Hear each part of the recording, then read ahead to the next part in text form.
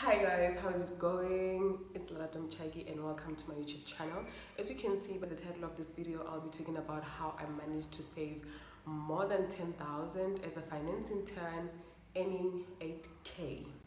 Firstly, you gotta have a reason why you must save money. You don't just save because savings a thing. You don't just save simply because that is what is suggested.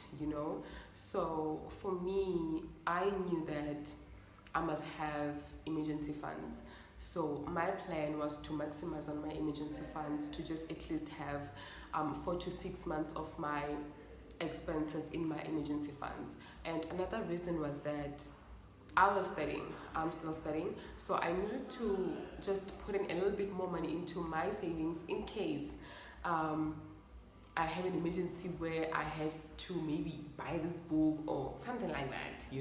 So my studies and emergency funds were motivating me to save that much. So I had a budget. It's very much important that you have a budget in place because that helps you see where your money is going and you get to be in control of your finances and you get to just manage your money better. And I just looked at how much I was getting. So I was getting 8K, and after tax it was I think 7.7. I was paying tax and UIF, so after that it was 7.7 I think. So I had to look at my income and look at how much my expenses were, and then after decide on how much I'm going to save, or how much I can afford to save. So my expenses were not too much. A big chunk of my money was going to rent and food, and I was working online, so I was not going to work, so I was not spending on transport money and data because we were getting reimbursed. So the money that I was supposed to spend on data and taxi, I would take it and put it into my savings. So that really, really helped me a lot. And honestly, it gets better with time. This journey is not linear. Like, it really, really gets better with time. So at the beginning of my internship, I was saving 1.2. So imagine getting like 8K minus the tax and UIF. I think I was left with 7.7 minus the rent was almost 3.4 minus 900. So I was left with 3.4 after paying rent and buying food. And then minus 1.2. I was left with 2.2, right? What was I doing with so much money? What was I doing with so much money, honestly? Like, it was a lot.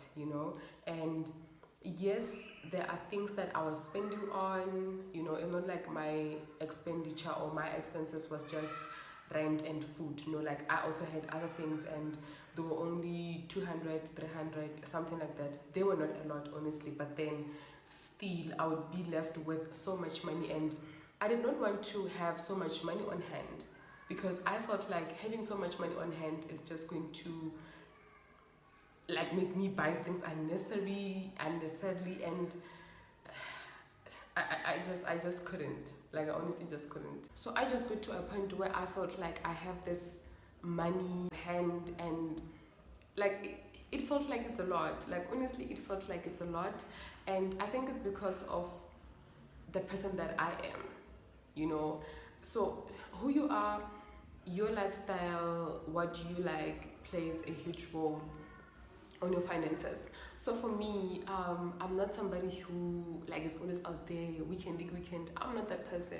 So I was just like, Larato, what are you doing with so much money? Or where's like this much money going, right? And then I just got to realize that I was spending more money on takeaways. Mr. D, like I had a very love and hate relationship with Mr. D because I would like order all the time, and that was chowing a lot of my money. So I eventually decided that I am going to save more. So I started saving like at least 2K, and then just commit to not ordering out. It was hard and it's not realistic to just say, maybe it is, but okay, for me it was not realistic to just say, okay, I'm not going to order out anymore, right? So I reduced my guilt-free expenditure and saved more. And another thing was that because I was working online, so a lot of times I'm home and I am hardly out on weekends unless I'm out with my friend. But just me alone, baby, you're never gonna find me outside.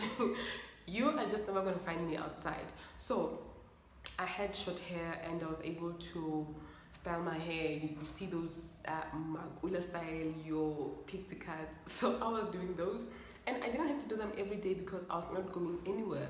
So I was only spending like 100 rand on hair because I only had to buy styling gel and a hair relaxer. And nails, I didn't worry about them because I was able to do my own nails. You know, like I can do my own nails. So I was saving on hair and nails. Money really helped me a lot because those things are so super expensive. Hair is so expensive, nails are so expensive, and it's a monthly expense, you know. And if you want to look good, if you want to feel good about yourself, you are just going to do that. So for me, I just had to do what was working for me, you know, and to just make sure that I am able to save the amount of money that I want to save, you know, be it 2K, 3K, whatever. I wanted to just see myself honestly hitting that 5 figures in my savings. And once I hit that 5 figures, honestly, I was unstoppable. And it actually puts me at ease now that I can hit that, you know. Once you do something and you succeed, you know that it's actually easy to get there. So for me, I know that it's so easy. If you commit, it's so easy for you to just save the amount of money that you save. You only need to focus and you need the discipline, you know. So I had to discipline myself. I had to be like, okay, Rato, don't order out, cook, don't go out, save this money. You don't have to like buy maybe clothes every single week. Save the money. Like, okay, do you need this shirt? No, I don't. Then don't buy it. So for me, it's always about a need. Is there a need for me to do something? If there's no need for me to do something, then I'm not doing it. So that's just how I was living my life, and that's how I got to save that much. And honestly, saving money is hard, but being broke is harder. Being broke is very much harder. So the best thing that I did actually was to go and open an account so that I save money separately, you know, from the account that I transact with every single day. So I just went on, opened an F&B account and saved money, and which was like the best thing that I did, because at the beginning I'll be like, I'll just leave money and then I will know that it's for saving, right? And I could not fix the money because it's for emergencies. What is the point of fixing your emergency funds if one day I will wake up and I have an emergency, right? So at the beginning I'll just save money in, like just leave the money in my capital account, and I would eat it all the time. I would just eat it all the time and then say, I'll get paid next month and I will replace it. Very, very toxic. I don't recommend it. If you are doing it, stop. Stop. I have stopped. Join the train, right? So I did that. The best move ever, to just separate my savings from my normal or like everyday business account. Personal account. Another thing that I never subscribed to was you just got paid, treat yourself. I just feel like it's a scam. Like honestly, I just feel like it's a scam, right?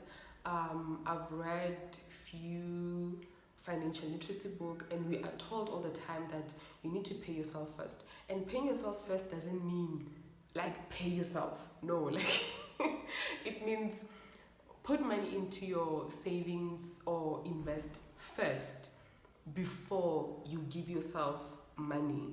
right? So for me, like I say, I've never subscribed to the treat yourself, you just got paid type of thing. I knew that when I get paid, I needed to save money, which is what I did. And payday did not excite me. I don't want to lie. I was just like, okay, it's another day. I got money. Let me put it into my savings and then spend the rest, you know. And honestly, you don't save what is left after spending. You spend what is left after saving. So that's my MO. Honestly, that is my MO. And we have come to the end of this video. Thank you so much for watching. I will see you in my next video. Don't forget to like, comment, and subscribe. Bye.